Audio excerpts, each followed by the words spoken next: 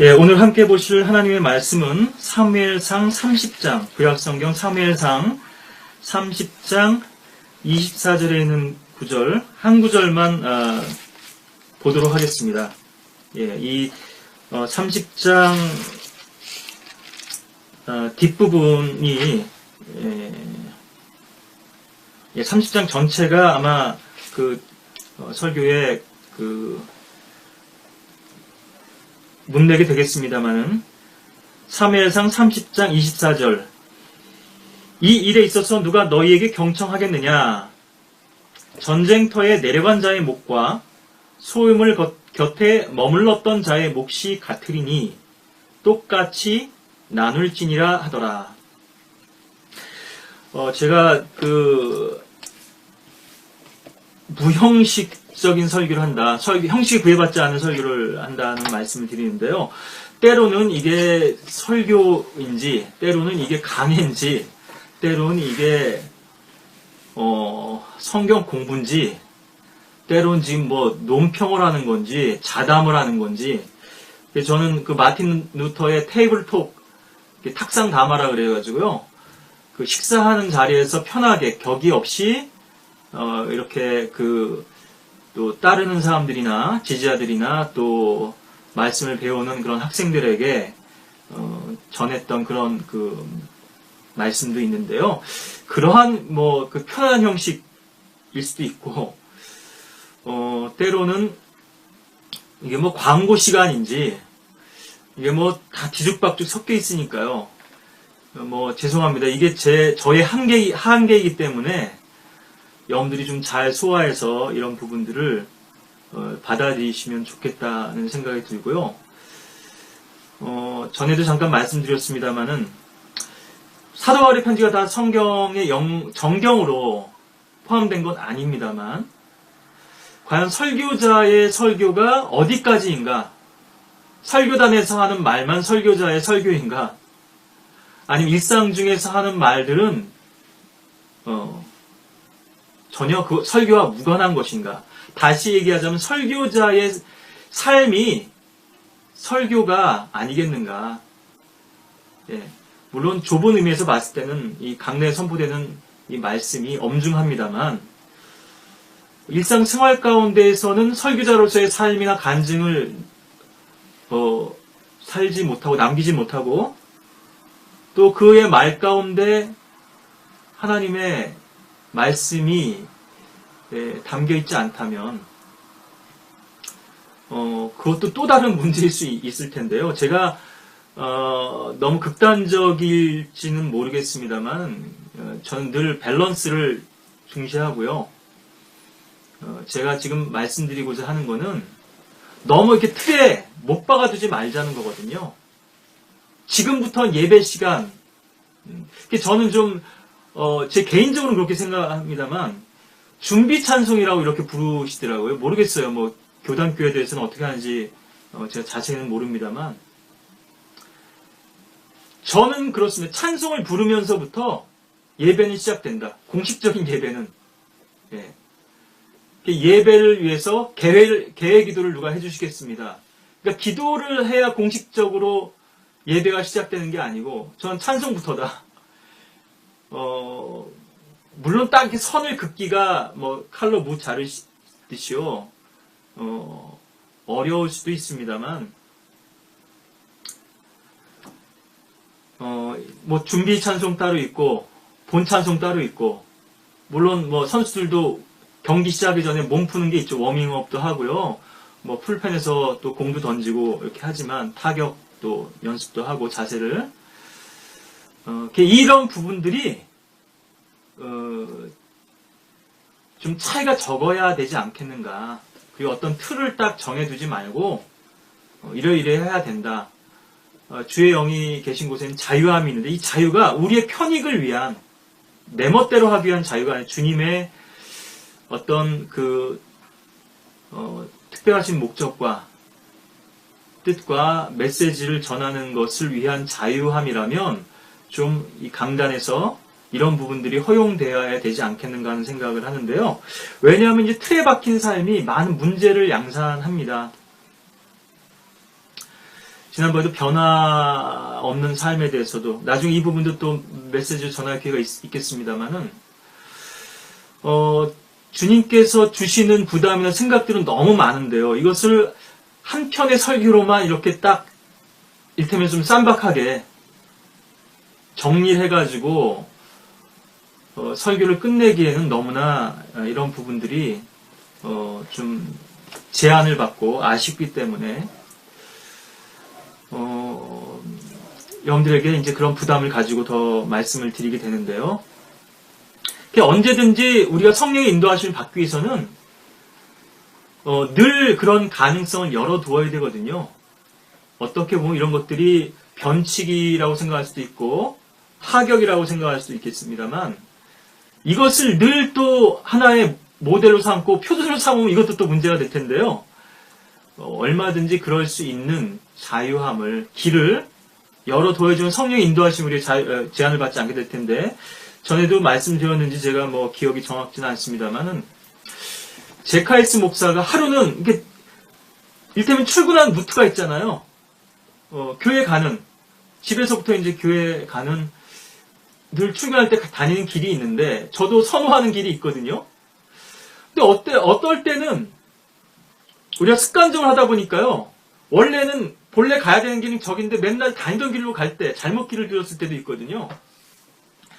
이건 좀 부정적인 예가 되겠지만은 어떤 경우 성령께서 다른 길로 가도록 인도하실 때가 있어요. 그것이 우리의 실수인 것처럼 가정되기도 합니다. 때로는.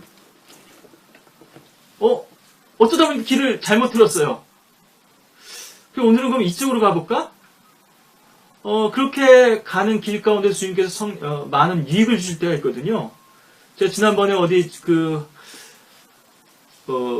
음성에 다녀올 일이 있어서 이제 가다 보니까는 내비게이션이 안 돼가는데 제가 맨날 그 사인을 놓쳐요. 증평에서 들어가야 되는데 저쪽 다른 쪽 톨게이트로 인도를 하더라고요. 그래서 한번 제가 안 가본 길로 한번 들어가 봤어요. 그래서 국도로 한번 가보려고 좀 헤매긴 했고 또 내비게이션도 계속 이 안내를 이제 다른 길로만 하는데 결국 내비게이션이 안내한 방향은 맞았는데요. 저는 이제 고속도로 다시 들어가지 않고 국도로 가려고 했기 때문에 가다 보니까 또 내비게이션의 안내를 받으면서 국도로 해서 좀 여유롭게 좀 시간은 더 걸렸지만은 간 적이 있었는데요. 저의 삶에서는 이런 경우들이 좀 간혹 있는 것 같습니다. 뭐 길 운전할 때도 그렇습니다만은 그래서 그날은 이상하게 다른 길로 성령께서 인도하시더라는 거예요. 여러분들이 성령님의 인도하심 민감하게 따르다 보면 아마 이런 주관적인 부분들이 많이 있을 겁니다. 그런데 이것이 주관적이지만 또 너무나 분명한 확신 가운데 주님께서 이끄실 때가 있고 또 그것들을 객관화할 수 있는 그런 예들이 있거든요. 이제 이 부분은 상당히 영적으로 심도 있고 깊은 부분이니까 여러분들이 잘 이해 못하실 수도 있겠습니다만 어쨌든 그런 가능성을 열어두어야 한다는 건데요. 그리고 가다 보니까 어떤 여성 운전자가 본네트를 열어두고서는 차 때문에 이제 지금 곤란한 처지 놓여 있는 거예요. 차를 세워가지고 미국에서는 특히나 이런 것들이 잘 하죠. 다 멀리 떨어져 있기 때문에 도움받을 수 있는 손길이 없으니까 자기도 그런 어려움에 처할 수 있고 그래서 이렇게 손, 팔 걷어붙이고 이렇게 서로 돕는 것들이 일반화돼 있죠. 우리나라 같은 현실 같으면 이게 상당히 경계해야 될 요즘 뭐 범죄 이런 것로도 뭐 꽃뱀 같은 것도 있고요. 뭐 이렇게 되니까 그래서 이제 뭐 다행히 또 미국 분들은 어느 정도 자가 정비를 하실 수 있죠. 이렇게 도와줘서 그 운전자가 이제 다시 이렇게 차를 운전하고 갈 수 있게 도와줬는데 그러면서 복음을 전하고 구령을 하게 됐다. 이 얘기를 하는 거예요. 이 간증을 하신 것을 제가 그 책에서 접한 적이 있는데요. 이를테면 그런 거죠. 맨날 내가 하던 방식이 사실 제일 안 좋은 방법이거든요. 방법론적으로는 그렇습니다. 그렇다고 우리가 맨날 우리가 변화를 추구하는 것과 변덕스러운 건 좀 달라요. 네.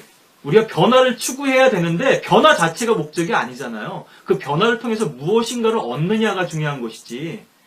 그러니까 변덕스러운 사람들은 계속 가고 여기로 옮겨봤다가 이쪽으로 옮겨봤다가 방도 바꿔봤다가 인테리어도 바꿔보고 만족이 안 되죠. 그런 걸 말씀드리는 게 아니고 우리가 변화를 추구하는 목적은 날마다 새롭게 되어야 하기 때문입니다.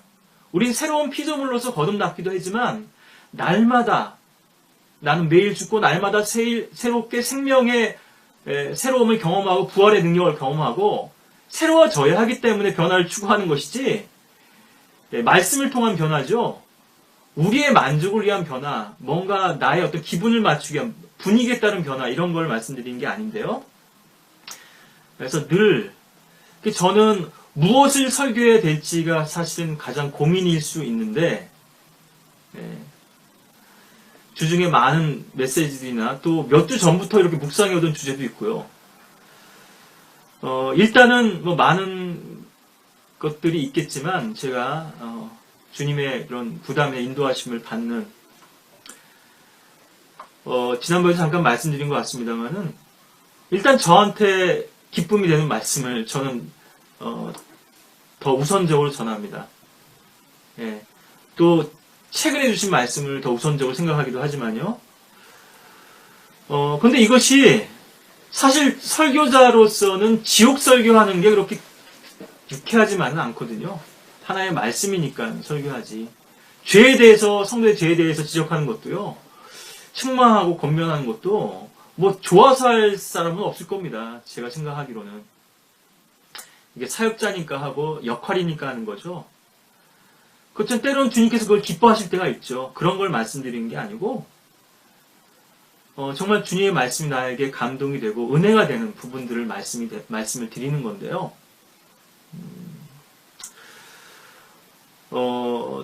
하나님께서 주시는 말씀들 가운데서 제가 여러분들과 나눈 이 말씀이 그래서 때로는 즉석에서 즉흥이라고 하면 그렇습니다만 늘 마음에 새겨뒀던 것들이 또 그때 더 순간적으로 주님께서 떠오르게 하시고 기억나게 하시고 역사하시는 그런 부분이겠습니다만은 원고 없이 때로는 원고에 의존하지 않고 성령의 인도하신 가운데 이렇게 자유롭게 말씀드리다 보니까 너무 뒤죽박죽인 것 같고요. 또 저 스스로도 이것이 좀 다듬어지지 못했다 이런 생각을 하게 되는데 사람들이 생각할 때 또 오늘날 생각하는 설교는 좀 이렇게 좀 잘 다듬어지고 정돈된 이런 것들을 그래서 연설 능력이라든가 잘 다듬어진 설교 원고에 많이 어떤 사람들이 기준을 둔다면 이것이 성경 시대에 역사했던 메신저들, 선지자들이나 설교자들하고 우리가 비교해 봤을 때 너무 좀 현실과 동떨어져 있는 것이 아닌가. 그래서 엘리야도 글로써 보내서 북왕국의 사역자였잖아요. 주로 엘리야는요. 근데 남왕국 왕에게 글로써도 이렇게 전할 때가 있거든요. 뭐 이 부분이 핵심은 아닙니다만 제가 뭐 모든 구절을 다 기억하고 있는 게 아니니까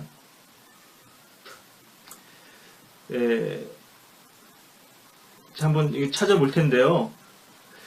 그러니까는 제가 말씀드리고자 하는 거는 선지자의 사역이 꼭 말씀으로의 사역이었는가? 그리고 성경에는 여러 책들이 기록되어 있죠.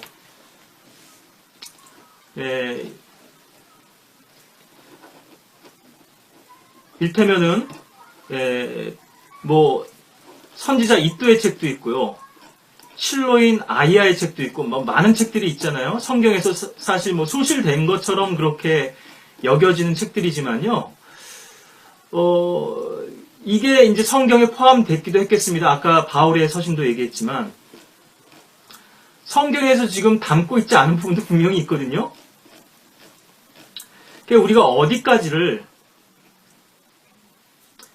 사역으로서 제한하고 또 인정해야 하는가 이런 부분이 있었을 때 너무 우리가 형식하고 제한할 필요가 없다 얘기죠.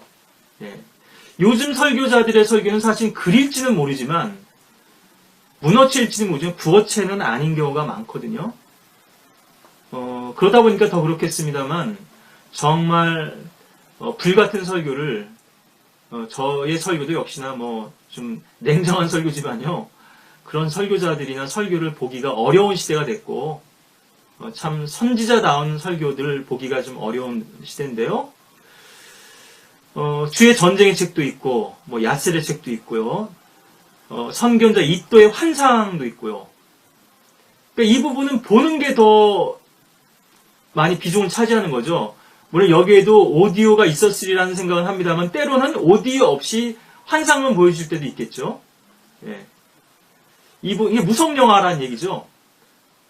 비디오도 있고 오디오만 나오는 것도 있고 라디오처럼 비디오는 오디오와 비디오 이제 그 비주얼이 같이 나오는 거고요. 또 무성영화 같은 경우도 있을 수 있다 얘기죠. 그래서 환상이라고 말씀하시고 때론 도저히 견딜 수 없게 짓누르는 듯한 짐처럼 부담으로 주시는 건 말씀도 얘기하지 않고는 견딜 수 없는 내 뼛속에서 타는 불 같아 그랬죠. 예레미야 선지자도요. 스마냐의 선지자 스마냐의 책도 있고요. 예, 하나니 아들 예후의 책도 있고 제가 구절전이 뭐 다 말씀 안 드렸습니다만 또 실로인 아이야의 예언도 있고요. 예, 선지자 나단의 책도 있고 선견자 갓의 책도 있고 또 기록들에 관한 책도 있거든요. 에스라서 4장 15절에 보면 또 여호수아의 책도 있고 많은 책들이 있잖아요. 이게 성경은 책들이죠. 사실은 많은 책들이 여기 안에 이제 기록되어 있는 건데요.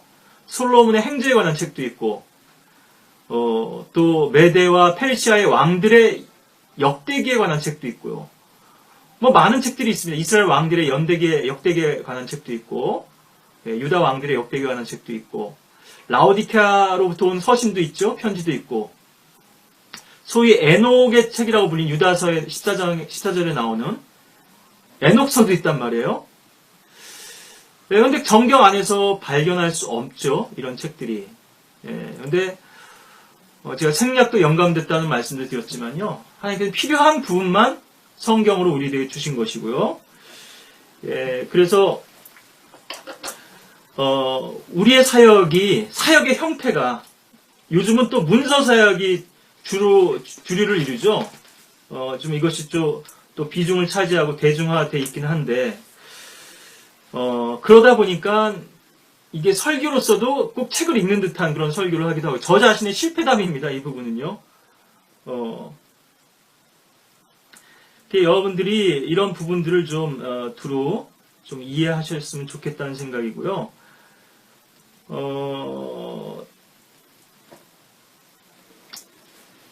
제가 잠깐만 좀 확인해 보겠습니다.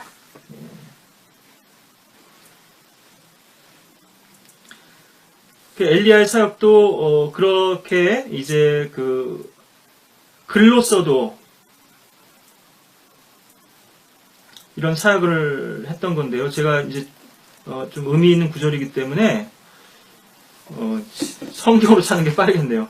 제가 생각이 났으니까 이 부분은 말씀드리고 가는 게 좋을 것 같은데 제 기억으로 열왕기 할 텐데요. 그러니까 거의 말년이 되겠죠. 엘리야의 사역의 말년. 그리고 이제 이런 경고들을 보내신 건데요. 엘리사의 사역으로 넘어가기 전에 이제 상황일 텐데.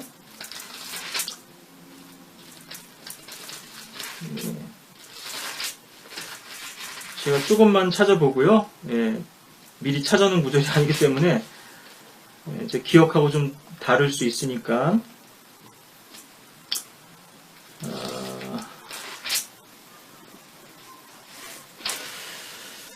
그리고 제가 이제 뭐 즉석에서 하려다 보니까 지금 이게 검색을 해도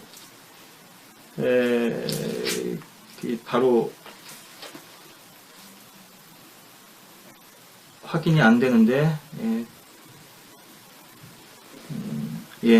우리 다음에 보도록 하겠습니다. 죄송하고요. 자, 그래서 오늘은 좀 말씀드리려고 하는 부분이 먼저 좀 신문 기사를 먼저 보여드려야 되겠어요. 이게 제가 좀 사설이 길어졌는데 제 이제 그 변명 아닌 변명이요. 뭐 좀 이것도 시간이 지나간 겁니다만 한 뭐 열흘 정도는 지나간 얘기인데요. 최근에 이제 기사화된 것 중에 하나가 이제 한강이라고 해서요. 맨 부커상을 수상한 우리 국내 작가가 있는데요. 제가 뭐 문학이나 뭐 출판 지금 얘기를 하려는 건 아니고 여기 여러분들 보시면은 국내 언론에서는 이게 우리 국내 작가만 이제 집중 조명이 되는데 여기 보시면은 옆에 나온 외국인이 있습니다.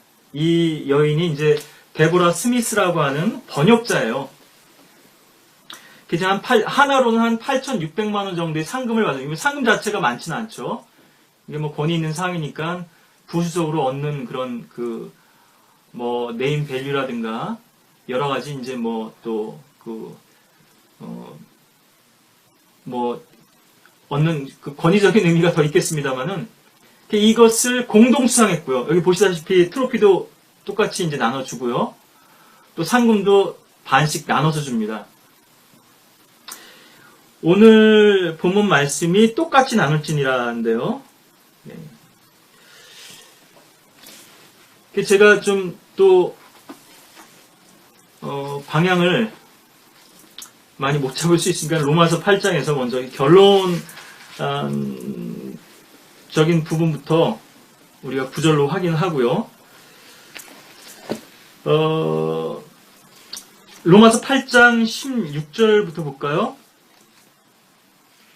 성령이 친히 우리의 영과 함께 우리가 하나님의 자녀임을 증거하시거니와 자녀이면 또한 상속자들이니 하나님의 상속자들이요 그리스도와 함께한 공동 상속자들이니 우리가 그와 함께 고난을 받은 것은 함께 영광도 받게 하려 함이니라. 예, 공동 상속자라고 여기는 조인트 헤어즈라고 이렇게 나오는데요. 공동 상속자입니다. 뭐 코헤어즈라고 이렇게 얘기할 수도 있을 거고요. 여기서는 그리스도와 함께 상속받기 위해서 그럼 그리스도께서 받으신 영광에 참여하기 위한다면 그분의 고난에도 우리가 함께 참여해야 되지 않겠는가? 이러한 지금 말씀을 우리에게 주고 계신 건데요. 우리가 디모데서에서도 이와 관련된 구절을 좀 보시면요.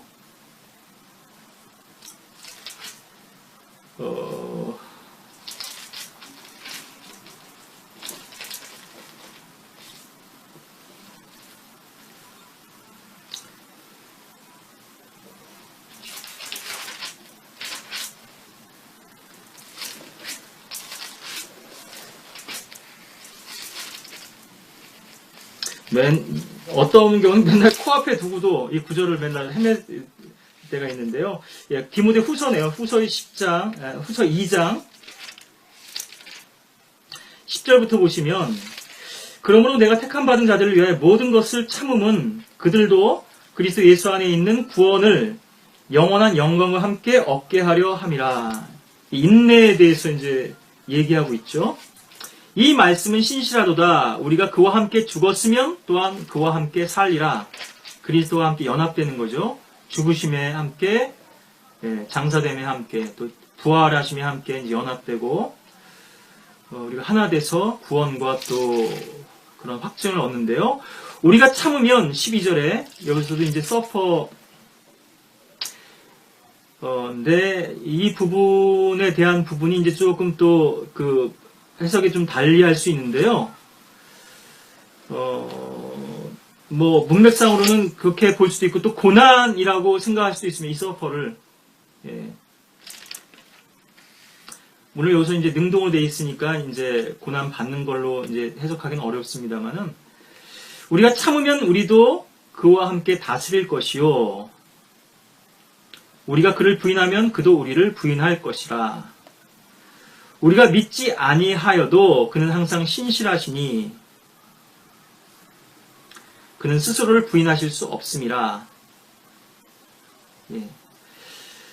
이렇게 우리가 그분과 함께 고난도 받고 참고 인내하는 이런 부분들을 얘기하는데요. 여기서 이 구절을 봤으니까 13절 한번 더 보시면, 물론 이거를 이제 양보로 해석하기도 하고 같은 이제 if 조건절인데, 어떤 경우는 이것을 이제 두 구절은 이제 조건절로 봤죠. 근데 13절은 양보절로 보고 있는 건데요. 왜냐면 뒤에 yet이라고 이제 접속사가, 역접 접속사가 나오니까 더 그렇습니다만은, 이런, 어떤 분들은 이것도 조건절로 이렇게 해석해야 되지 않냐, 이렇게 또 제기하신 분도 있는데요. 우리가 믿지 아니하여도, 그냥 항상 신실하시니, 그 앞에 바로 부인이 나왔죠. 때로 우리가 주님을 부인할 때가 있죠. 우리가 예수 그리스도를 구주로 영접해 놓고도 부인할 때가 있단 말이에요, 때로는. 그는 스스로를 부인하실 수 없습니다. 근데 한 번 맺어진 계약은요, 우리가 그 계약 처리할 수 없는 건데, 우리 집 매매하거나 구매할 때도 마찬가지죠. 요즘 환불 조치 이런 거 그 소비자 보호한다고 그런 것들이 어느 정도는 법적으로 보장되어 있긴 합니다만, 며칠 안에, 조치하면 되는 걸로. 그래서 우리가 계약금을 걸잖아요. 보증금이라고 그렇게 하죠. 예. 집을 사기로 하고. 그런데 집을 안 사게 되면 그 계약금은 날리게 되죠. 대부분의 경우에 이제 매매 계약에서는 그렇죠. 집을 사고 잔금을 치르고 입주를 했어요. 그런데 우리 마음 변덕스러워가지고 이거 좀 물르고 싶고 바꾸고 싶을 때가 있다 얘기죠. 때로는 그 결혼하는 그러한 그 신랑 신부가요, 결혼 직전에 좀 회의에 빠질 때가 있어요. 내가 정말 저 사람하고 결혼해도 되나? 아니, 분명 사랑하고 연애해서 결혼을 하겠다고 결정하고 준비도 다 했을 텐데, 이런 좀 불안감에 빠질 때가 있거든요. 이 불안감은 다시 얘기해서 확신을 못 갖는 거예요.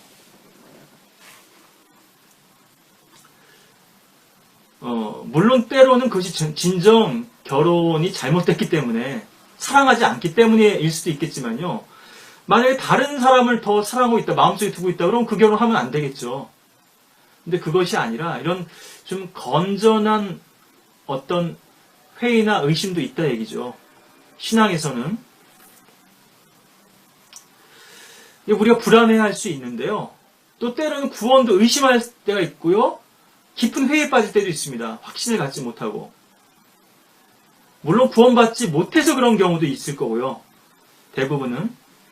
근데 구원을 분명히 받았음에도, 근데 하나님은 안 불러주신다 이거죠.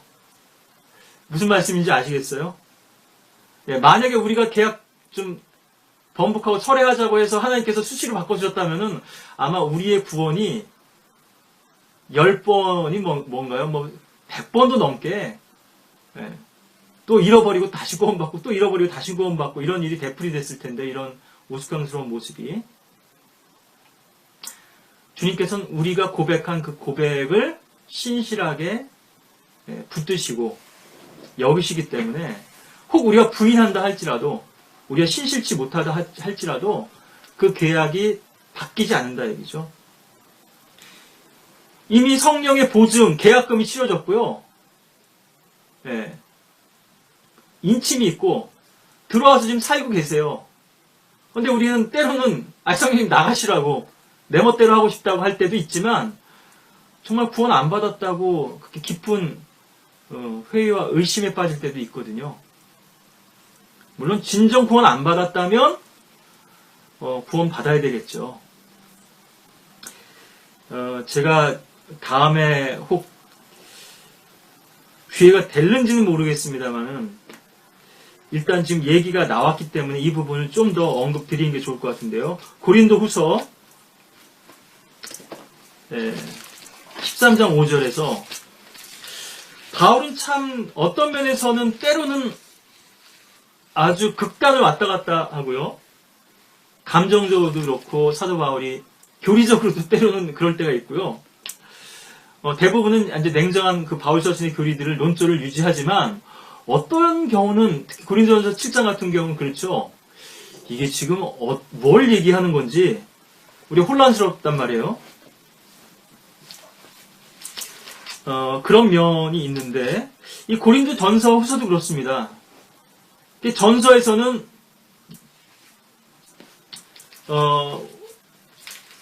이 대목을 먼저 좀 확인해 보죠. 이게 나왔으니까 고린도전서 특히나 5장 같은 경우에요. 너희 가운데 음행이 있다는 것은 다 알려진 바로되 이렇게 하면서 즉 어떤 자가 자기 아버지 아내를 취하였다는 것이 그러한 음행은 이방인들 가운데도 없는 일이라 이렇게 하면서요. 그런 자를 내쫓으라고 하거든요. 그리고 심지어 몸으로 떠나 있지만 영으로 함께 있어서 이런 자를 내가 이미 판단하였다. 이렇게까지 얘기하고 5절에서는 그런 자를 사탄에 넘겨주어 그 육신은 멸망케 하여도 그 영은 주 예수의 날에 구원받게 하려 함이라. 이렇게 얘기를 했단 말이에요. 그리고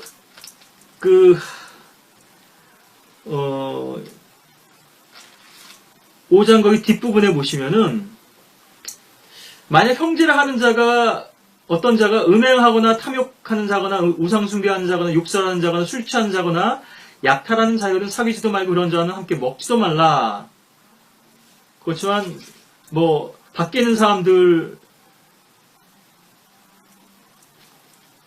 그러니까 구원받지 못한 사람들이죠. 밖에 있는 사람들이라고 하는 거는 믿음 그리스도 밖에 있는 사람들이죠. 교회 밖에 있는 사람들은 우리가 무슨 상관이 있겠냐.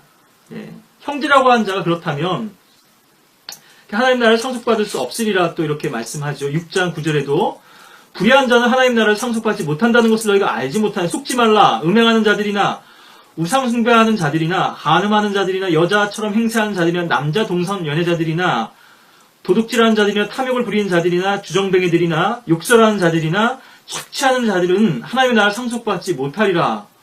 어떻게 보면요, 이거 행위보험 같잖아요.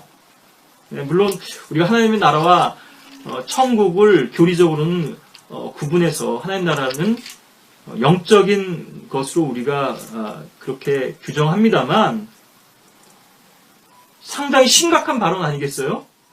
그럼 이거 너희 가운데 이제 음행하는 자 내쫓으라 그러고요. 하나님 나라 상속받지 못한다 그러면 이 사람 지금 구원 안 받았다는 식의 이런 또 주장에는 또 이해도 될 수 있을 텐데요.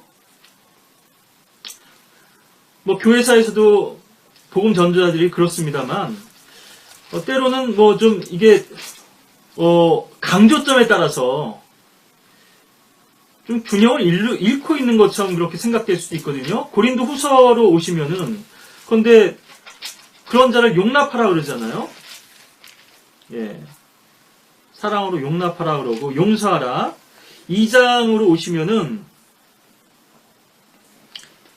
2장 10절에 너희가 누구에게 무엇을 용서하면 나도 그리하고 만일 내가 무엇을 용서했다는 것은 너희를 위하여 내가 그리스도를 대신하여 용서한 것이라.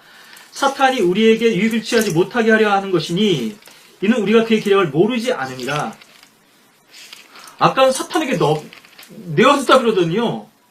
이제는 용서하고 받아들이라는 거예요. 사탄이 유익을 취하지 못하도록. 사탄에게 넘겨준 거는 회개치 않고 있기 때문에 그렇잖아요, 지금? 이제는 그런 자를 용납하라, 이렇게 얘기하는데요. 이것이 이제 계속되는 이게 맥락인데요. 특히나 이 고린도 전서 후서에서 그러한 자, such a one이라고 하는 표현이 나오거든요. 7절에도 그러므로 너희는 2장 7절에 오히려 그 반대로 그런 사람을 이라고 했는데 여기도 바로 그 표현인데요. 용서하고 위로하여야 하리니 그래야 아마 그가 더 심한 슬픔에 빠지지 아니하게 되리라. 그러니까 회개하고 교회의 책망과 권징을 받고 받아들이고 주님 앞에 엎드려서 회개하고 돌이켰단 말이에요. 그런 경우에 이제 그런 사람을 용서하고 받아들이라. 이것이 바울의 교리거든요. 근데 다른 사람을 용서하기 싫어하는 사람은요, 용서 잘 못하시는 분들이 있거든요, 성품상. 타협도 모르고. 그만큼 좀 그분들은 좀 자기 삶에도 자신만만하신 분이에요. 자기는 그렇게 결례나 실수를 잘 안 하신 분들이거든요. 이런 분들은 단호히 내치는 이런 말씀만을 붙듭니다. 주장하고. 또 어떤 분들은 너무 관대해서요. 그분들은 관대하다는 게 자기 자신의 삶도 무질서하지만 자기 자신에 대해서 사실 자기가 뭘 잘못했는지 잘 모르고 관대한 분들이에요. 다른 사람에 대해서 좀 관대하거든요. 이런 분들이 대부분. 근데 이분들은 또 이런 말씀을 붙듭니다. 그래서 좀 용서해 주지 되지 않냐. 왜 그러냐. 성경은 늘 말씀드리지만은 균형 있게 이 두 가지를 이게 하나님의 말씀이 양날선 칼이잖아요. 때로는 면도사에 면도하는 칼이 될 수도 있지만 외과 의사의 칼이 될 수도 있고 예리하게 환부를 도려내는. 예리하다는 말씀은요. 위험하게 생각될 수 있잖아요. 예리한 칼날이요. 사실은 이 면도할 때 보면요. 예리하면 예리할수록 정교해요. 우리가 면도할 때 이제 배고 피 나게 되는 경우는 힘을 무리하게 줘서 그런 것도 있지만요. 칼날이 무디기 때문에 사실은 상처가 나거든요. 더 힘이 들어가게 되고. 칼날이 예리하면 예리할수록 힘을 드릴 필요가 없어요. 쓱. 물론 또 표면에 무슨 피부에 뭐가 나 있어도 오돌오돌하니까 그럴 수 있습니다만 하나님의 말씀이 히브리서 4장 12절 13절에 있는 것처럼 이렇게 예리한 정교한 말씀인 거는 그만큼 우리의 죄와 악을 잘 적출해내기 때문입니다. 수술을 능하게 하실 수 있기 때문에요. 이 칼을 잘못 쓰면 이제 다치는 거죠. 네. 자기에게 유리한 대로 이 칼을 적용하기 때문에 쓰려고 하기 때문에 이제 문제가 되는 거고요. 자기 자신뿐 아니라 다른 사람에게 적용할 때도 이제 고린도 후서 이러한 맥락에서 우리가 바울의 마음을 이해한다면 고린도후서 13장에서 바울은 분명히 균형을 잡고 있죠. 행위 구원을 얘기하는 게 아니지만 올바른 성도의 행실이 필요하다는 걸 얘기했고요. 심지어 그런 죄에 빠져 있었다 하더라도 그 사람의 구원이 분명하다면 그의 회개를 또 형제로서 받아줘야 된다는 거잖아요. 고린도서 13장 5절에 보시면 너희가 믿음 안에 있는지 너희 자신을 시험하고 스스로 입증하라.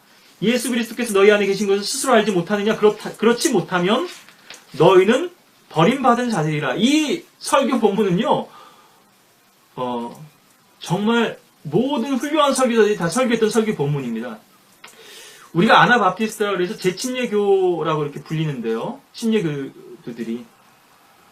왜냐하면 카톨릭에서 받았던 영세는 구원받기 전에 구원과 무관한 신앙 고백이었기 때문에 그것을 무시하고 다시 침례. 그리고 이건 약식이었잖아요. 물을 뿌리는 식이었고 어떤 경우 물을 두레라 그래서 물을 붓기도 하고요. 양동이로. 물속에 완전히 잠겨야 이것이 우리의 장사됨을 그리스도와 함께 죽어 있음을 연합됨을 상징할 수 있기 때문에 그래서 침수에 의한 간증과 고백만은 이제 받아들인 거거든요. 구원받은 사람, 그것도 성인. 여기서 성이라고 하는 것은 꼭 나이를 우리가 정하기는 애매합니다만 분명한 구원 간증이 있냐 얘기죠. 그리고 아직 어린 나이라면 그 구원 간증을 좀 지켜본다 이거죠. 예. 그게 어떤 의미에서 봤을 때 이 구절을 우리가 얘기하자면 재구령파일 수 있습니다. 사도 바울이 효시라 얘기죠. 구원받았다고 하는데 저 사람들이 분명 교회 안에 들어와 있고 분명 간증이 없고 그 사람들의 고백이 분명치 않다면 너희 스스로 점검해봐라. 우리 구원을 점검해 와야 된다. 이런 촉구들을 설교자들이 많이 하시죠. 로마서 8장을 다시 돌아오셔서 이 부분은 나중에 우리가 기회가 된다면 더 이제 말씀을 나누면 좋겠고요. 그 기회가 될지 어떨지 모르기 때문에 제가 먼저 말씀드렸고 제가 자꾸 이제 설교의 본래 본문과 트랙에서 자꾸 벗어나서 이렇게 좀 트랙을 바꾸게 되는데요. 로마서 8장 16절에 보시면 성령이 친히 우리의 영과 함께 우리가 하나님의 자녀임을 증거하시거니와. 그래서 제가 기회가 되면 구원받은 증거에 대해서 성경적으로 또 좀 우리가 논리적으로 체크할 수 있는 포인트들을 몇 가지를 또 여러분들과 함께 나누기를 원하는데요. 성령의 내적 확신 많고 분명한 게 없습니다. 예. 구원받은 사람이면 그걸 모를 수 없어요. 그런데 이것이 불분명하기 때문에 어떤 분들은 또 혼란을 겪는 거고요. 또 자기 확신에 빠져 있는 분들이 있기 때문에 종교 어떤 그 배경 속에서 너무 친숙하게 생각하다 보니까요. 그게 기회 된 김에 저는 뭐 이분 잘 모릅니다만은 유기성 목사라 그래가지고 지금 뭐 그 국민일보에 이렇게 좀 인터뷰 기사 실린 게 있어서 지금 말씀드리는데 여러분들 여기 헤드라인만 보셔도 죄 짓고 싸우고 세상적으로 살아도 믿기만 하면 구원받는다는 건 오해. 이게 잘못된 교리란 얘기 아니겠어요? 이 워딩을 우리가 좀 잘 보고 문맥을 살펴봐야 되는데요. 아마 성경을 믿는 사람들의 이전 행태들을 보면은 비판을 위한 비판을 많이 하거든요. 비평을 위한 비평을.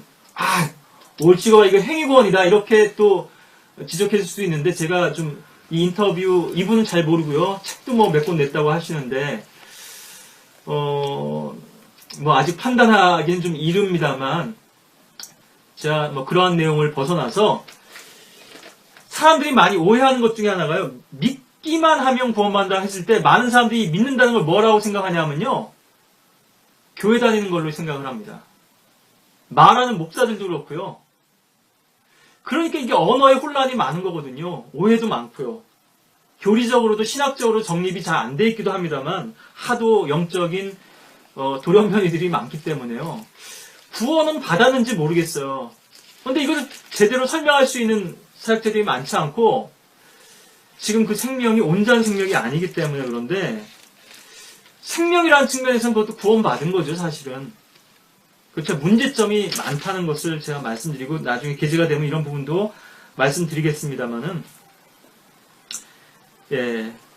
믿는다는 것을 교회 다니는 걸로 착각하기 때문에 뭐 그리고 연보 바치고 11조하고 뭐 봉사하고 교회에서 뭐 이렇게 일하는 걸로 주님 믿는 걸 착각하기 때문에요.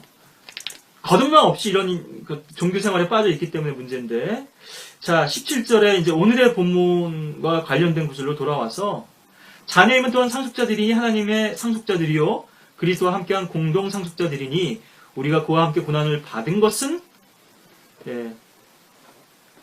함께 영광도 받게 하려 함이니라. 아까 디모데후서 2장 그 구절도요. 이게 참으면이라고 했는데 고난이라는 의미로 더 많이 이제 여러분들이 이해하시면 좋겠고, 고난과 영광이라는 주제가 계속해서 그리스도의 사역과도 관련해서 그렇고 연관은 아주 중요한 주제인데요. 여기도 받은 것은이라고 이제 과거로 되어 있지만 사실은 현재로 이해하는 것이 더 정확할 것 같고요. 우리가 받는 것이죠. 지금 현재 진행의 의미가 현재적인 상황의 의미가 더 이제 크니까요. 근데 영광을 받는 것은 현재가 아닙니다. 미래죠. 이 부분을 우리가 또 잘 구분해야 될 텐데 어떤 분들은 고난은 받기 싫어하고 영광은 먼저 받으려고 하니까 또 문제가 되고요. 순서에 있어서 순서가 중요하다는 말씀을 드리는데 고난이 먼저 영광은 나중이거든요. 자, 그래서 이제 오늘 이 부분을 좀 우리가 더 말씀 가운데서 살펴보기를 원하는데 공동 수상을 했단 말이죠.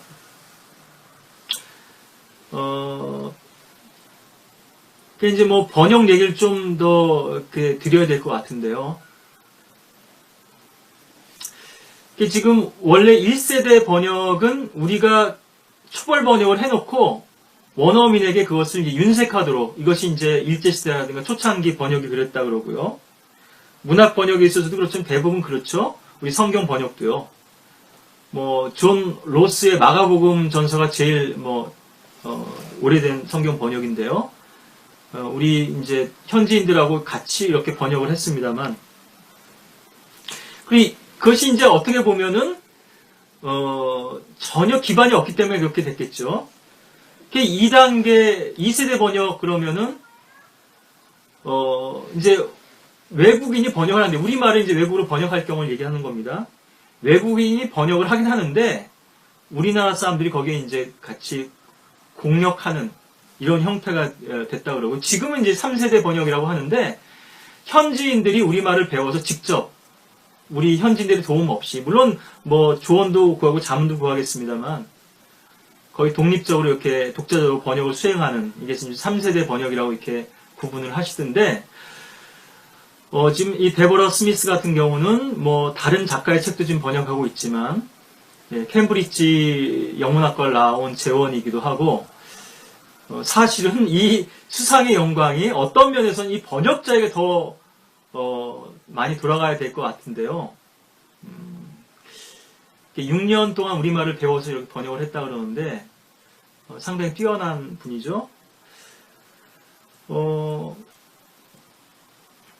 어떠한 의미에서 봤을 땐 언어라고 하는 것은 서로 연관성이 있기 때문에 저는 좀 의아한 게, 영어를 잘하신다고 하는데 우리말을 좀 형편없이 못하시는 분들이 계시단 말이에요. 번역자 중에는. 분명히 영어는 잘하시는 것 같아요. 영어 단어도 많이 알고. 근데 번역을 해놓은 걸 보면은 좀 이게 우리말로 잘 이해가 안 되거나 좀 말이 좀 너무 투박하거든요. 정선이 안 돼 있거든요.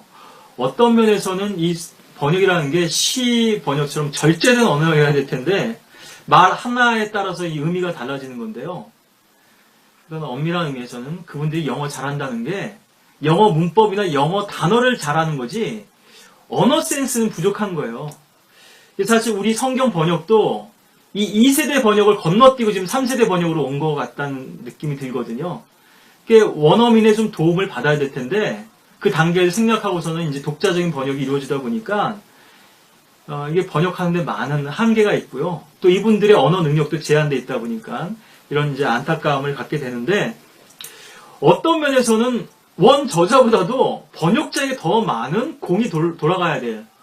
이번 수상을 보면서 아마 많은 분들이, 문학계 분들이나 출판계 분들이 그런 평을 할 거거든요. 한강보다 더 뛰어난 작가들이 많고, 또 물론 외국에 어필할 수 있는 그런 소재가 또 돼야 되기 때문에도 그렇겠습니다만, 지극히 한국적인 소재가 외국에는 좀 잘 공감이 안 될 수도 있겠죠. 이 번역의 공이 큰데, 그런 의미에서 제가 이렇게 장황한 설명을 드리는 거는요. 부부간이 아마 그럴 거고요. 동역자간이 아마 그럴 텐데, 제가 생각할 때는, 제가 이렇게 유튜브 설교를 하지만, 이 유튜브 설교를 올리는 우리 뭐 지역에도 다 수고하시는 지체분들이 있지만, 어떤 면에서는 더 큰 상을 받을 수도 있겠다. 그리고 죄송합니다. 제가 뭐 설교 시간에 실명은 잘 거론 안 합니다만, 북가주의 이제 우리 설교자 분 다음으로 그분의 상을 많이 가로채간다니까 그렇습니다만, 공동 수상할 분을 이제 꼽자면 아마 사모님 다음으로는 그분의 설교 사역에 있어서 그렇습니다. 그 사역자분의 아마 알렉스 형제라고 하는 유튜브 사역을 하고 있는 그 형제가 아직 어린 형제인데요. 20살 정도 된 아주 어린 형제인데, 그 형제가 더 많은 상을 받아가지 않겠는가, 이런 생각도 해보게 되고요. 실제적 적용을 하는 겁니다. 교회 우리 상황에서요. 그리고 또 어떤 면에서는 우리 설교자나 사역자들의 사역에 있어서 많은 상을 공동으로 수상하게 될, 어떤 부분에서는 사역자보다 더 많은 상을 받을 수도 있습니다. 그 성도가 어떻게 섬겼는지에 따라서요.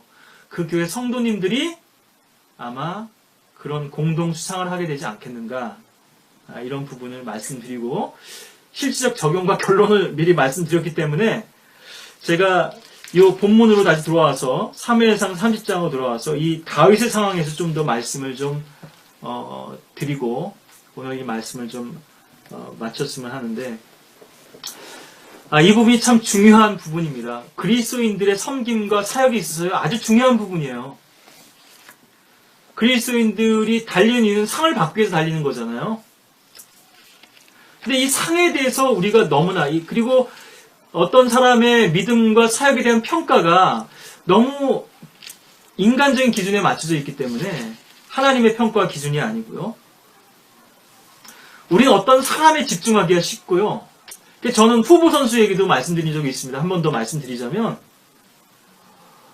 우리 국가대표 선수들을 보면요, 그것이 야구든 축구든 간에, 월드컵이든 월드 베이스볼 클래식이 됐든, 나가서 경기를 했어요. 근데 어떤 선수는 대표 선수 발탁은 됐어요. 얼마나 안타깝겠어요. 근데 나도 한번 나가서 좀 뛰어보고 싶고 그런데 경기 한 번도 출전 안 한 선수도 있더라고요. 골키퍼 같은 경우는 뭐 보통 후보 선수가 2명 정도 더 있죠. 부상당할 수도 있고 하니까 아주 중요한 포지션이고 한 20몇 명 되잖아요. 그 외에도 뭐 팀 닥터도 있고 뭐 경기에는 같이 뛰지 않았어도 코칭 스태프도 있고요. 감독도 있고 경기 진이 엄청 많단 말이에요. 선수 단위요. 선수는 뭐 한 20몇 명 되더라도 경기를 지원하는 뭐 통역하는 분들도 있고 뭐 여러 가지 있는데 경기적인 측면에서만 보자면요. 물론 경기 외적으로도 내가 그 상을 못 받았어도요. 그 기쁨에 동참하는 거잖아요. 우리 그리스도의 자세가 아마 그러해야 할 거고요. 직접 뛴 선수하고는 또 좀 다른 측면이 있죠. 뭐 또 성과금도 받을 수 있고 뭐 보너스도 받을 수 있겠습니다만 그분들도요. 근데 후보 선수 경기도 한 번 안 뛰었어요. 그런데도 똑같은 보수를 받고요. 또 상금도 똑같이 나눠주더라고요. 물론 좀 차별해서 더 이제 그 공문을 세운 사람에게 더 대우해주는 면도 있겠습니다만 제가 말씀드리고자 하는 거는 우리가 우승이라고 하는 공동의 목표를 달성했어요. 팀원이요. 경기 참여하지 않았어도 경기 외적 요소가 많죠. 훈련 과정이라든가 네. 함께 한 겁니다. 나는 왜 주전 선수로 나도 좀 골도 좀 넣고 싶은데 어시스트를 하잖아요. 지원을 하잖아요. 공을. 자기가 골을 넣을 수 있는 찬스인데도 더 안정적으로 골을 넣을 수 있는 선수에게 볼을 돌려준단 말이에요. 그런데 어떤 경우는 자기가 막 드리블하고 막 내가 좀 해보겠다고 하다가 무산되는 경우도 있죠. 과연 누구에게 더 공이 돌아갈 것인가? 네. 이런 부분들에 대해서 이 세상에서나 경기에서나 다 평가되지 못한 부분이 분명히 있죠. 뭐 스포츠 경기에서도 그렇습니다만 우리가 그리스도 심판석에 있는 이유는 하나님이 심판주라고 하는 이유는 우리가 다 알 수 없어요. 다 판단할 수 없고요. 심판할 수 없고. 근데 어떤 분들은 사람 앞에서 이것을 심판받으려고 하는 분들도 있고요. 그러니까 사람에게 내가 뭘 좀 잘했느니 내가 뭘 못했느니 이야기하는 건 사실 무가치합니다. 우리가 상급이라는 측면에서 봤을 때는요. 그 사람이 심판주가 아니에요. 그 사람이 나한테 트로피 주고 멸관 주실 분은 아니잖아요. 사람이 나를 인정해 준다고 해서 또 사람이 나를 몰라준다고 해서 그것이 영적으로는 큰 의미가 없다는 것이고요. 이 세상 사람 다 나를 몰라줘도 노 터닝백 뒤돌아서지 않겠네. 주님 따라서 살기로 했네. 주님 따라서 살기로 했네. 주님 따라서 살기로 했네. 뒤돌아서지 않겠네. 이 세상 친구 날 몰라줘도 이 세상 사람 날 몰라줘도 뒤돌아서지 않겠네. 뭐 가스펠송에도 이런 또 가사가 있는데요. 그래서 정말 주님만을 위해서 한 것, 다른 사람이 다 몰라주더라도 주님만을 위해서 한 것, 그것이 가장 귀하게 주님 앞에서 아마 기억될 것이고요. 성경에는 너의 상을 이미 받았다고, 그래서 나발부지 말라 그러잖아요. 네. 나 뭐 했네. 물론 우리가 주님을 자랑하는 의미에서 그런 부분들을 간증할 수도 있고 보고할 수도 있습니다만, 이런 걸 하게 되면 주님 앞에 받을 상이 그만큼 깎이고 좀 덜어낼 부분들이 많겠죠. 네, 걷어낼 부분들이요. 거품들이.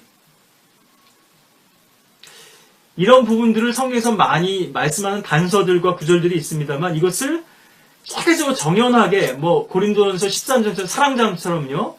또 고린도전서 15장 부활장처럼 이런 교리로 말씀하고 있지는 않거든요. 그래서 우리가 이 부분들을 많이 간과합니다. 전 너무나 중요한 교리고요. 우리가 온전한 상을 받기 위해서는 이런 우리의 섬김의 바른 자세와 동기가 없다면 불가능하기 때문에 많은 부분을 불타버리게 할 것이기 때문에요. 이 지상에서의 우리의 섬김과 사역이 정말 하나님 앞에서의 섬김과 사역이 되지 않는다면 많은 부분 사람들의 평가와 또 그런 착각에 빠지겠죠. 왜곡 현상에 빠지겠죠. 사람들이 인정해주는 것을 주님의 인정으로 착각해버리고요. 사람들이 무시하는 것을 주님의 무시로 생각해버리고, 주님과 깊이 더 교제한다고 하는 것은 바로 주님의 보좌 앞에 나가서 나의 모든 섬김과 나의 모든 믿음의 행보들을 주님께 기억되게 하고 주님께 평가받는 자리거든요. 매일 아침. 예. 그런 사람은 불평이 없고 원망이 없습니다. 그런 사람은 좌절이나 낙심이 없어요. 선을 행하다가 낙심하지 말지니 지난번에도 말씀드렸지만요. 자꾸 사람들의 평가와 사람들의 말에 귀를 기울이고 거기에 내가 치중하기 때문에 자꾸 삐걱거리고 내가 또 중심을 잃게 되고 그런 것이거든요. 자, 이런 뭐 실질적인 부분들 이렇게 말씀을 드리고요. 그래서 어떤 의미에서는 나는 아무것도 행한 것이 없는데 주님께 상을 주시면 얼마나 기쁘겠습니까? 네, 성경에 이런 대목들이 많죠. 너희는 아무것도 행할 필요가 없으리라. 싸우시는 분도 주님이시고요. 역사하시는 분도 주님이시잖아요. 우리가 단지 믿음으로 주님의 그 편에 서고 주님의 뜻에 나의 뜻을 맡겼을 때, 그러니까 믿음 자체도 행위로 보시는 분들이 있거든요. 믿음의 행위라고 물론 우리가 성경에 이렇게 표현한 부분도 있습니다만, 어떤 의미에서 이것은 역사라고 이해하는 게 더 좋을 거예요. 우리의 행위, 그러니까 어떤 doing이라든가 우리의 어떤 액션을 자꾸 이해하게 되는데요. 성령의 역사처럼요. 그러니까 work in, work out이잖아요. 이 부분도 우리 한번 볼까요? 빌립보서죠. 여러분들 이 부분을 어떻게 이해하시면 좋으시냐 하면은, 구원을 온전히 이루라 그러니까 이게 꼭 뭐 행위구원처럼 이렇게 또 오해되는 구절 중에 하나인데요.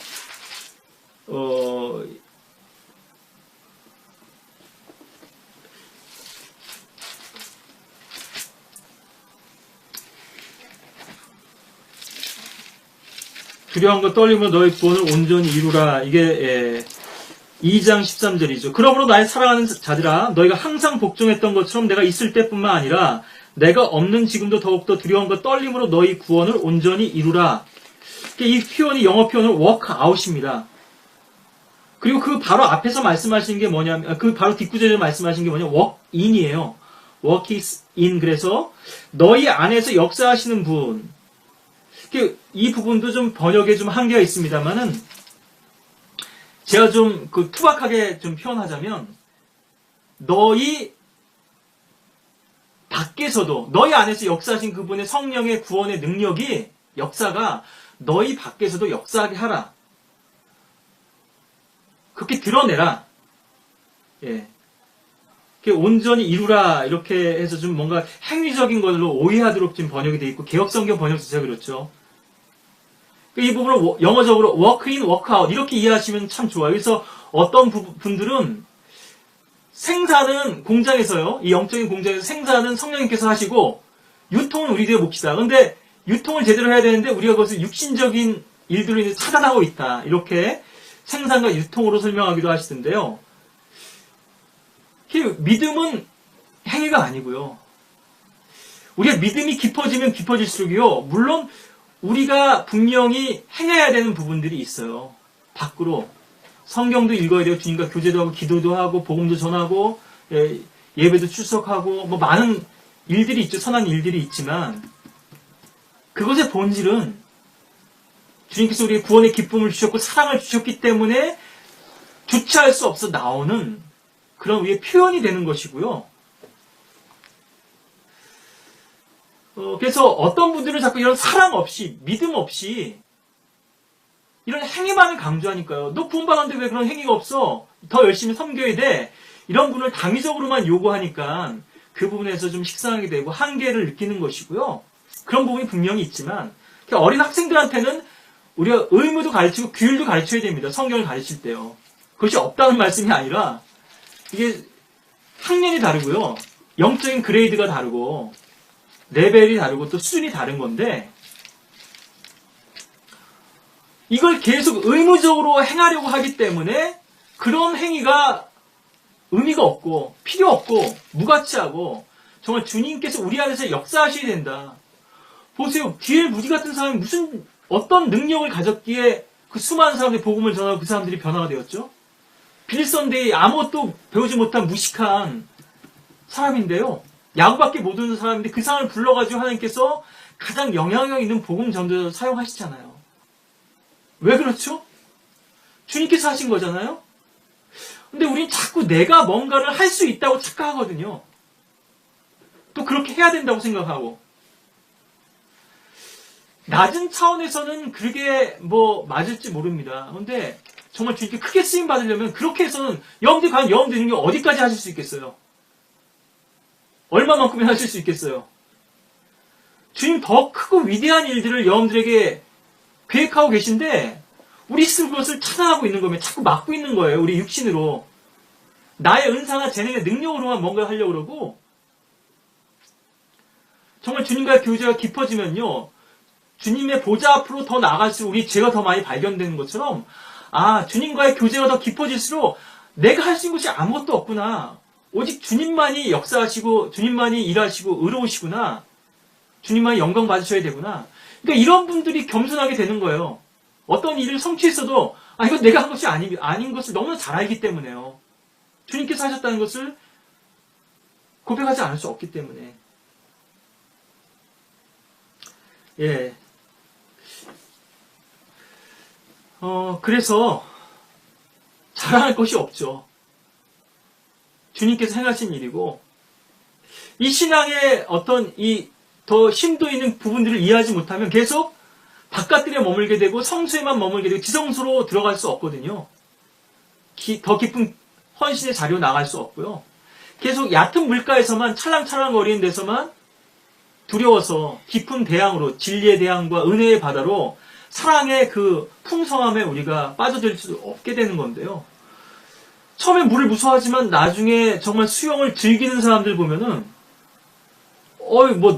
물속에서 완전히 나중엔 애들도요 물놀이 하다가 엄마가 먹으라고 나오라고 해도 안 나와요. 물이 너무나 좋으니까 노는 게. 아직은 얕은 물까지만요.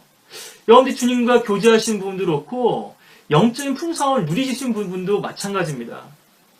누가 시켜가지고 성경 읽으라, 교회 나오라 이렇게 해도 될 게 아니고요. 정말 왜 이 기쁨과 사랑이 없느냐는 거 아니겠어요? 예. 때로는 결혼 직전에도 내가 정말 이 사람과 결혼해야 되는 게 맞나? 저 사람이 정말 나를 사랑하는 게 맞나? 내가 정말 저 사람을 사랑하는 게 맞나? 회의가 될 수도 있죠. 때로는. 내가 정말 구원받은 게 맞나 생각할 수도 있지만 그런 기쁨과 확신이 넘치지 않는다면 뭔가 좀 건강한 믿음이 아니죠. 건강한 생명이 아니죠. 예, 시간이 또 많이 갔기 때문에 또 제가 서론에서 너무 다른 주제들을 또 많이 언급했기 때문에 오늘 이 주제가 상당히 중요한 주제인데요. 여러분들 과연 그러니까요. 좀 넓은 경지에서 보자면요. 2인 삼각 경기거든요. 부부간에도 마찬가지고. 옆에 사람 도움 없이 우리는 아무것도 할 수 없습니다. 지난번에 삼겹줄 얘기도 했죠. 예. 제가 고기 못 먹어 삼겹살 얘기하는 게 아니고, 어떤 지역에서 설교자분이 설교할 때 삼겹살 얘기했다고, 목사님이 지금 고기를 제대로 못 드셔가지고 그런가 보다 하고 또 회식하러 갔다고 그런 에피소드도 있던데요. 예. 자, 전도서 5장에서도 우리 한 번 더 이 부분 좀, 너무 자주 인용하는 구절이기도 합니다만, 한 번 더 보시죠. 4장이네, 4장. 둘이 하나보다 더 나은, 이것도 다 공동 상속에 대한 부분이라 할 수 있겠죠. 이는 그들의 수고에 대한 좋은 상을 가짐이라. 4장 9절부터 봅니다. 10절에 이는 그들이 넘어지면 하나가 그의 동료를 일으켜 세워줄 것임이라. 그러나 혼자 있는 자가 넘어지면 그에게 화로다. 이는 그를 도와 일으켜줄 다른 사람이 없음이라. 또한 둘이 함께 누우면 따뜻하지만 혼자서는 어찌 따뜻할 수 있으리요. 만일 누군가를 압도하면 두 사람이 그 자를 저항하리니 삼겹줄은 쉽 끊어지지 아니하는도다. 두 사람만 해도 든든한데 세 사람이면 얼마나 더 든든하겠어요. 제가 자주 말씀드리지만 그리스도 안에서의 성도 안에서의 교제가 주님과의 교제 다음으로 가장 중요하다. 사역의 스케줄보다 그게 더 우선순위입니다. 다른 형제가 교제를 청했어요. 저는 모든 것들을 다 뒤로하고 교제하러 갈 거거든요. 어떤 긴박한 필요가 있는지 모르잖아요. 삭제해서 물론 신방하러도 가겠습니다만. 근데 자기 스케줄이 우선이에요. 그러면 이런 자기 개인주의를 우선으로 하게 되면 아무것도 함께 공유할 게 없습니다. 그게 이제 동역 관계인데요. 이 범위를 좀 넓혀보면 지역교회 간의 사역자들 간에도 서로를 의지하고 또 힘을 얻는 부분이 있습니다. 교회가 되면 또 우리가 독립과 또 의존, 또 연대와 또 고독, 또 고립과 또 연합이라고 하는 이런 주제에 대해서도 말씀을 좀 나눠 봤으면 좋겠는데요. 의존적인 거하고요, 고립된 건 독립적인 거하고 고립된 건 좀 다르잖아요? 네. 독립된 건 의존되지 않았을 뿐이죠. 그죠? 네. 그러니까 연대라고 하는 것은 독립을 전제로 한 거지만 그 사람의 개성이라든가 그 사람의 어떤 개인적인 삶이라든가 그 교회의 개교적인 어떤 이런 부분들이 없다는 얘기가 아니고요. 계속 제가 밸런스 말씀을 드리는데요. 그리스도의 몸과 지역교회 이 부분을 많이 오해를 하는 건데요. 노터치. 만약에 성도의 삶도 마찬가지입니다. 사랑으로 권면할 수 있잖아요. 어디까지 권면할 수 있죠? 어떤 부분까지 간섭할 수 있죠? 있을까요? 저는 하나는 필요라고 보고요. 필요 없는데 괜히 뭐 그런 거 건드릴 필요는 없어요. 그 사람의 사생활을. 프라이버시도 존중해야죠. 근데 그 프라이버시가 본인을 위한 프라이버시가 주님을 위한 프라이버시인데요. 우리가 개인적인 삶도 뭐 사생활도 있고 존중해야 될 부분들이 많이 있지만 필요하면 실예를 들자면요. 여자분들이 산부인과 진료를 받을 때요. 남자 의사가 뭐 아직도 아마 남자 의사분들이 많이 있는 그런 산부인과가 많을 거고요. 또 남자 의사는 더 권위 있게 여성분들도 생각하더라고요. 여자 의사 그러면 괜히 좀 신뢰가 믿음이 안 가는 걸로 이렇게, 물론 뭐 산부인과 의사분이 좀 연배도 있고 연세가 지긋하고 뭐 흰머리도 있고 하면은 뭐 아버지 뻘 되니까는 뭐 덜 하겠습니다만, 젊은 의사들도 있거든요. 요즘 하도 뭐 험한 시대니까 별의별 일 다 있습니다만, 이게 그 뭐라 그러나요? 제가 뭐 용어가 생각 안 납니다만, 직접 이렇게 진단하는 게 있거든요. 이렇게 손으로 만져봐서. 죄송합니다. 뭐 설교 시간에 이런 얘기까지 해도 되는지 모르겠습니다만은, 직접 질환 부위를 만져보고 확인해서 이제 검진한 것이 있어요. 모르겠어요. 요즘도 산부인가 그렇게 하는지 모르겠습니다만은, 질 검사라 그래서 어느 정도 지금 그 임신 단계에서 지금, 이게 진행이 되고 있는지를 확인하고 하는 과정인데요. 물론 뭐 장갑 끼고 합니다만, 손가락으로 만져보거든요. 여성분으로서는 상당히 불쾌할 수 있어요. 기분 나쁘고. 뭐 요즘은 그런 절차를 생략하는지는 모르겠습니다만 장비들이 많으니까요. 아니 일반 수술만 해도 그렇습니다. 빨개 벗고 수술복만 입잖아요. 수술하는 분들은 뭐 이거 다 드러내고 뭐 다 배도 가르고 하지만 환자분들은 환자 부위를, 아니 뭐 간호사분들도 그거 다 보거든요. 근데 나 부끄럽다 창피하다고 얘기 안 합니다. 절대로. 아픈 게 우선이죠. 그게 해결돼야 되잖아요. 만약에 뭐 수리하러 오는 분이 있으시면 뭐 안방까지 뭐 신신고 들어와도, 또 이삿짐 나른 분들도 그렇고요. 뭐 가구를 새로 구입해서 그것을 나르러 온 분들도 그렇고 얼마든지 용납되거든요. 필요하면 그렇고요. 또 사랑의 관계에서도 그렇습니다. 손주가 안방에 와서 막 할아버지 할머니 방에서 막 뛰논다 그래도 그거 뭐라고 한 조부모들 없거든요. 사랑하면요, 사랑의 관계라면 뭐 자문에 이웃집에 자주 가지 말라는 말씀도 있지만 아무리 그 빈도가 잦아도 문제가 안 돼요. 필요해서 사랑해서 왔다면. 근데 뭐 형식적인 관계를 위해서 뭐 드나들고 그러면은 그건 부담스러운 관계죠. 너무 자주 온다. 필요도 없이. 그리스도 안의 관계도 마찬가지인데 지역 교회 간의 관계도 마찬가지고 필요하면 더 자주 연합해서 모이겠죠. 예배도 드리고요. 사랑하면. 근데 어떤 사람 1년에 한두 번 만나는 것도 부담스러울 수 있고요. 우리는 우리 교회끼리 잘 이렇게 하고 있기 때문에 별 필요를 못 느끼겠다. 근데 이 필요라고 하는 건 주님의 필요지 우리의 필요가 우선이 될 수는 없는 것이거든요. 네, 별의별, 의료 현장에서는 별의별 일들이 많지만요. 아니, 식당한 처녀 의사가, 소변줄 꽂고 하거든요. 예. 근데 그걸 환자로 대하는 거지, 성적 욕망의 대상으로 대하는 게 아니잖아요. 요즘 시대가 험하니까 순수함이라는 걸 우리가 볼 수가 없어요. 이전 시대만 해도 그런 것들이 많았는데요. 요새는 순수하게 볼 수 있는 것도 의심의 눈을 가지고 보거든요. 저기 사기꾼 아니냐, 성독자잖아, 이상한 사람 아니냐, 하도 그런 것들이 뉴스화 많이 되고, 너무나 이런 것들이, 과거에도 물론 있었겠습니다만, 뉴스화 돼서도 그렇고요. 또 요즘 들어서 그런 일들이 더 많이, 증가하고 있죠. 지난번에도 말씀드렸다시피, 스마트폰과 인터넷의 발달로, 죄에 너무 많이 우리가 노출되어 있습니다. 유혹이 그만큼 많으니까요. 사람 보는 대로 욕망에 쫓아서 행할 수밖에 없는 존재 아니에요? 동물적 존재이기도 하잖아요. 계속 그런 것만 보니까요. 노출도 심하고 지나가는 아가씨들. 예. 특히나 기회에 대해서 말씀드립니다만 제가 동일시의 오리에 대해서 말씀드렸는데 그리스도인들은 너무나 사람들을 순수하다고 순진하게만 이렇게 생각하고 양처럼.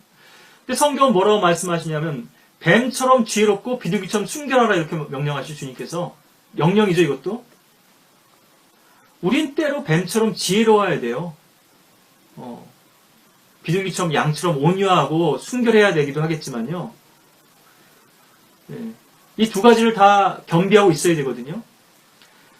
세상 사람들이 얼마나 악한지요. 저는 직접 그런 죄를 많이 져보진 않았지만 너무나 많이 보고 간접적인 경험들을 하고 있기 때문에요. 전 주로 또 밤에 많이 다녀서 이 뒷골목에서 그리고 그런 데서 벌어지는 일들을 택시 운전기사들도 그런 수소님들 태우면서 많은 얘기를 듣는다고 합니다만 전 간접적으로 또 영적인 안목을 가졌기 때문에 더 깊이 또 그런 부분들을 보게 되니까 그렇습니다만은 세상 사람들은 참 악하죠. 그렇다고 색안경 끼고 볼 건 아니지만요. 그래서 거듭나지 못한 하나님 안 믿는 가정에서 보면요. 아버지하고 딸과의 관계가 상당히 소원해요. 왜 그런가 하면요. 그 이유 중에 하나는 어느 순간부터는 딸을 성적 대상으로 보는 겁니다. 딸에게서도 그걸 느끼게 되는 거예요. 물론 딸들도 크면은 이렇게 여성스럽게 되고 합니다만 보는 관점이 다르거든요. 그러니까 관계가 멀어져요. 딸들도 아버지를 그런 대상으로 생각하는 거예요. 이게 지금 소돔과 고모라 노세 때와 같은 날들이니까도 그렇지만 인간의 이것이 본성이고요. 레위기 18장에서 그것을 경고하고 계시잖아요. 그건 인간들의 본성이 얼마나 악하고 타락했는지. 그러니까 그런 면에서 보자면 목자하고 성도와의 관계도요. 자매처럼 정결하게 이렇게 대하라 이렇게 디모데전서 말씀하시는데 오해하려면 얼마든지 오해할 수 있거든요, 사실은. 예. 물론 이제 우리가 우리의 순수성도 중요하지만 다른 사람들에게 오해받을 행동을 굳이 할 필요는 없죠. 예. 비방받을 일들 할 필요 없고 모독받을 구실을 제공할 필요는 없죠. 예. 그런 것들 피하면 가장 이상적이겠습니다만 또 너무 그런 색안경을 끼고 보는 분들이 있기 때문에 또 말씀을 드리는 거고요. 세상 사람들은 그런 성적 욕망에 많이 지배를 받기 때문에요. 오늘날 그런 범죄들이 많이 일어나는 것이고, 세상 사람들이 다 그런 건 아닙니다만, 오늘날 지배적인, 그래서 아내를 가지고도 얼마든지 외도하고, 술집에 가서 2차, 3차 다니고, 이게 일반적인 얘기고요. 그리고 직장에서도 뇌물 받고 부정한 돈 받고 그러니까 저렇게 방탕하게 사는 거 아니겠습니까? 예. 정직하게 벌고 땀 흘려서 버는데 어떻게 저렇게 살 수가 있어요? 예. 강남에는 뭐 팀만 100만 원에서 뭐 최소 30만 원에서 100만 원 되는 그런 주점도 있다 그러는데요. 이거 다 뭔가 이해관계 때문에 뭐 큰 거래들을 할 때 그런 사람들 데리고 가서 그런 데 접대하고 하는 거 아니겠어요? 성접대도 하고요. 세상은 그런데고요. 지금 뭐 법조 비리도 많이 문제되고 있죠. 네, 정관 예우며 착수금 성공 사례금 해서 수십억을 그것도 잘 모르게 부동산으로 주고받기도 하고 이렇게 법이 지금 왜곡돼 있으니까요. 네, 참 의인들이 발붙일 데가 없는데. 네. 그리고 하나 더 얘기 나온 게 말씀드린 동성애, 지금 서양에서 얘기한 동성애 우리 한국적인 상황은 좀 다르겠습니다만 우리 동성끼리 손잡고 다니기도 하고요. 어깨 동무하고도 하기도 하고 옛날엔 그랬죠. 근데 오늘날은 그렇게 볼 수 없잖아요.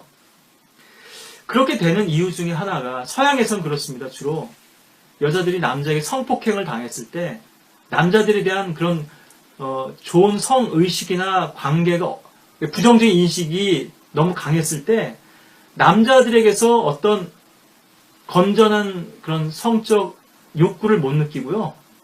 왜곡되게 되는 거죠. 이게 성도착이 된 거죠. 그것도 퍼버전이 된 거죠. 그게 동성 간의 사랑을 나누거든요. 우리나라에서는 좀 동성애 그러면은 동성을 더 선호하는 것도 이 개념에 좀 담고 있는 것 같은데요. 근데 사실은 오늘날에는 너무나 타락돼 있어서 성적으로 직접 그런 관계들을 맺잖아요. 얼마나 역겹고 추악한 그런 행태입니까? 예. 오늘날이 지금 그런 시대인데, 우리가 이 세상을 정말 어떻게 바라봐야 하는지 하는 부분을 죄에 대해서는 단호해야 되겠고요. 또 죄인들을 받아들이는 데 있어서는 편견 없이 또 그들도 구원받을 수 있는, 회개할 수 있는 그런 복음의 대상자들로서 우리가 또 받아들여야 되겠죠.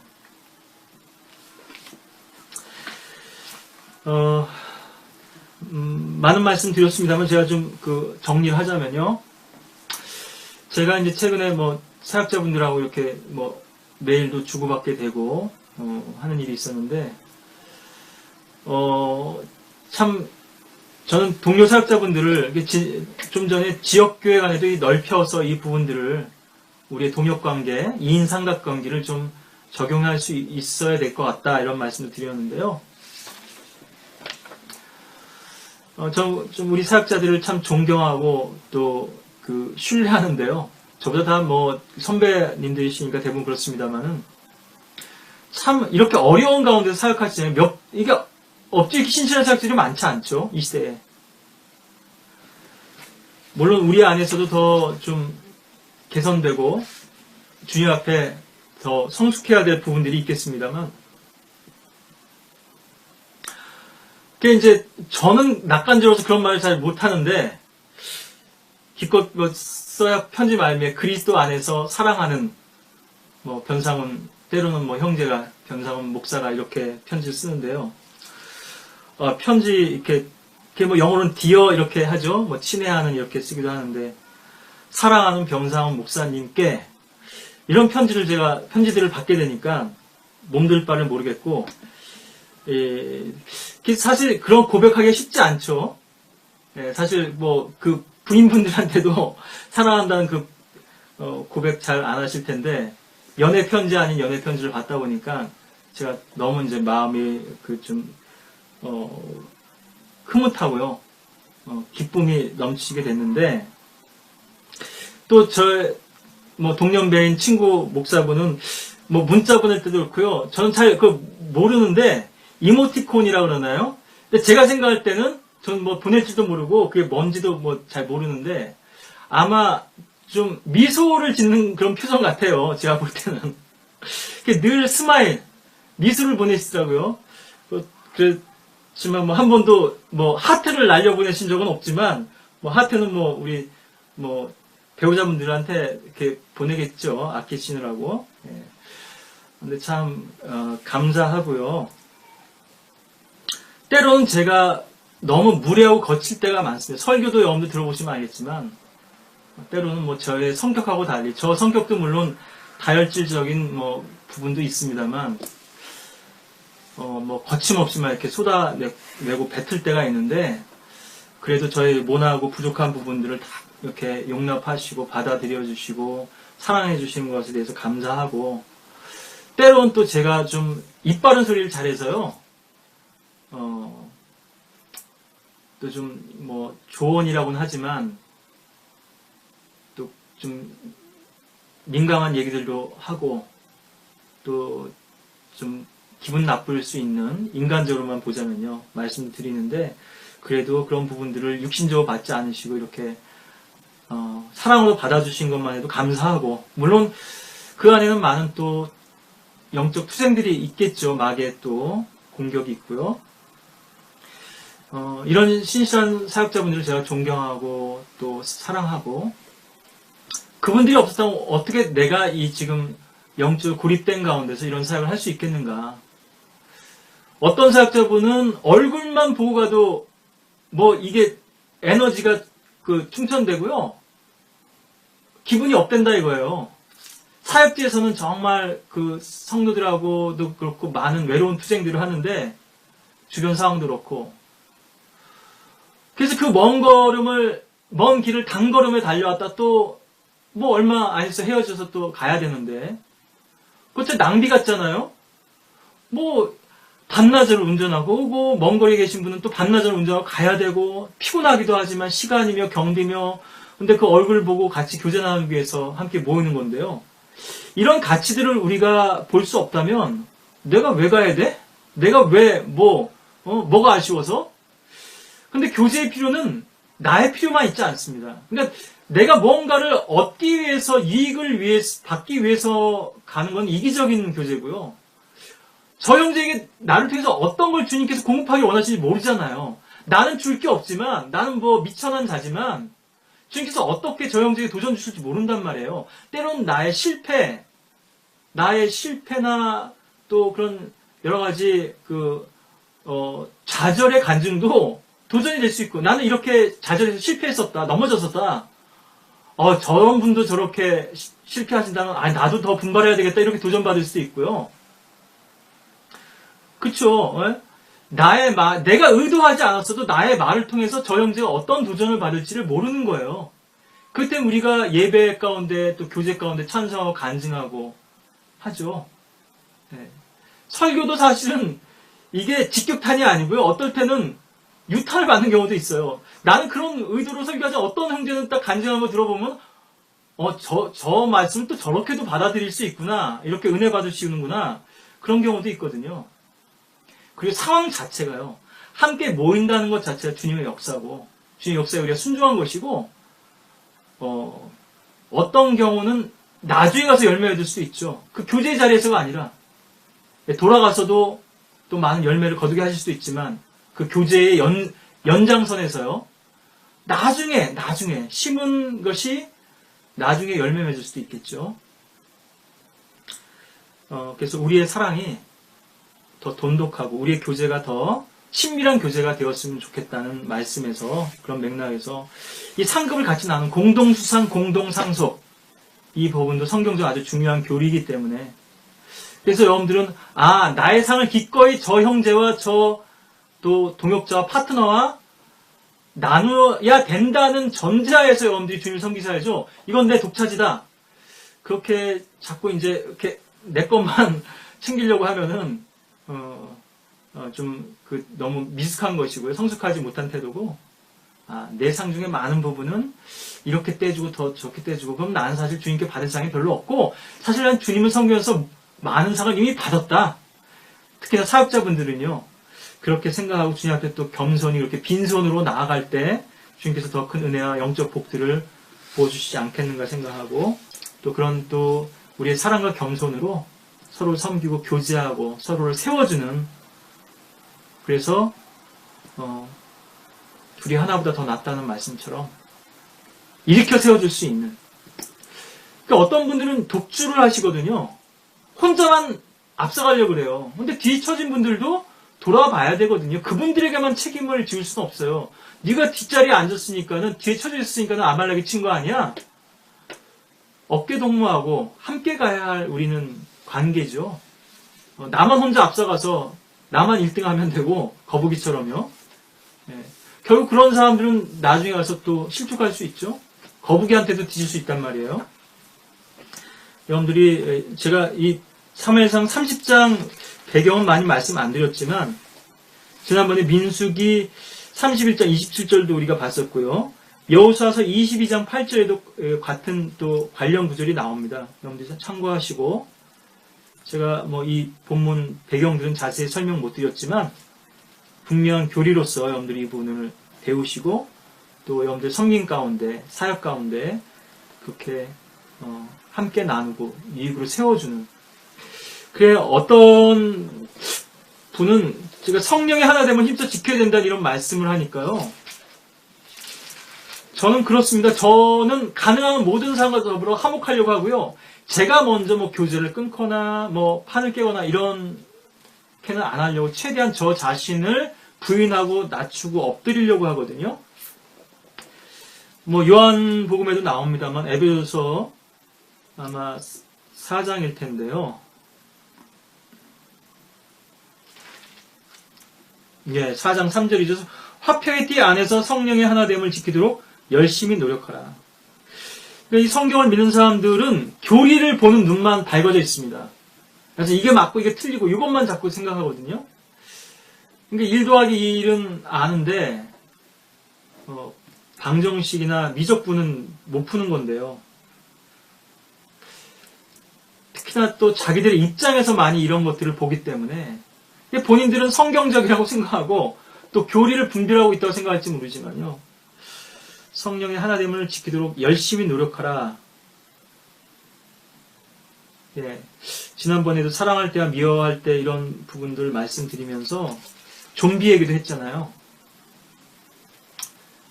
예, 정말 사랑해야 될 존재인데 대상인데 때로는 이 교리적인 또 문제를 가지고 또 그 사람이 누룩을 가질 수도 있고요. 이 딜레마가 있는 것이지 이것이 뭐 한번 생각해 보십시오. 여러분들의 자식이 문제가 있어요. 패밀리라는 말씀을 자꾸 드리는데 하나님의 가족이라고. 여러분들 그 사람 그냥 자식 말 안 된다고 그냥 내쫓아요? 내쳐버려요? 부인하고 갈등이 있어요. 부인이 속을 속에 말을 안 들어요. 또 심지어 바람도 폈어요. 그럼 무조건 이혼하나요?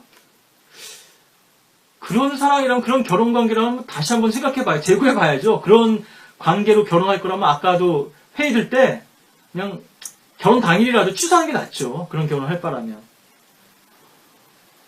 어떤 경우라도 사랑하고 인내하겠다고 고백하잖아요. 결혼할 때. 배우자가 부정을 저지를 수도 있죠. 실패할 수도 있죠. 그럼 거기서 끝나는 결혼이라면, 그런 사랑이라면 그게 무슨 사랑인가요? 용납하고 다시 받아줄 수 있는. 쉽지 않겠죠. 인간이기 때문에요. 주님께서는 얼마나 많이 우리를 용납하고 계신가요? 근데 주님의 사랑을 알았다고 고백하는 사람들이 그런 사랑을 우리가 볼 수 없다면, 이게 사랑의 원자탄 손양원 목사도 있죠. 자기 자식을 죽음으로 몰아간 그 공산당원을 재판정에서 내 양자로 삼겠다고 하고 재판정에게 용서를 청원하죠. 예, 군사재판이었는지 전쟁 후에 그런 재판이 벌어졌는데요. 어떤 분은 끊어버리는 데만 아주 이렇게 신속하신 분이 있어요. 함께 하려고 하는 데는 신속하지 않거든요. 교제하는 데는 그렇게 적절히 않은데 교제를 끊는 데는 너무 신속하더라고요. 제가 뭐 좀비 영화 본 것 중에 인상적인 대목이 있어서 말씀드리는데 제가 뭐 영화 얘기 드리는 게 뭐 죄송합니다만 이 사람이 이제 좀비들을 이제 발견하고 이렇게 증상들을 봤는데 좀비한테 물리면 10초 만에 좀비로 변해요. 그게 뭐 그 좀비의 피가 튀고 뭐 이런 것만 해도 이렇게 그 감염이 되는데 피가 튀었단 말이에요. 입속에 들어가고 뭐 좀비를 죽이려다 보니까 그게 뭐 도망가려고 헬기를 타려고 건물 꼭대기에 올라갔는데 이게 자기가 좀비와 싸우다가 이게 지금 치명적인 상처를 입은 것 같으니까 뭐가 튀어서 지금 자기가 좀비가 될 것 같으니까 가족들을 다 헬기를 태워 보내고요. 그 건물 옥상에서 카운트를 합니다. 하나, 둘, 셋 해서 10가지 세고서는 좀비로 번화하는 순간 이 사람 어떻게 하려고 그랬냐면 가족들을 해칠 수 있잖아요. 자기가 그 건물에서 뛰어내리려고. 대단한 그 희생이죠.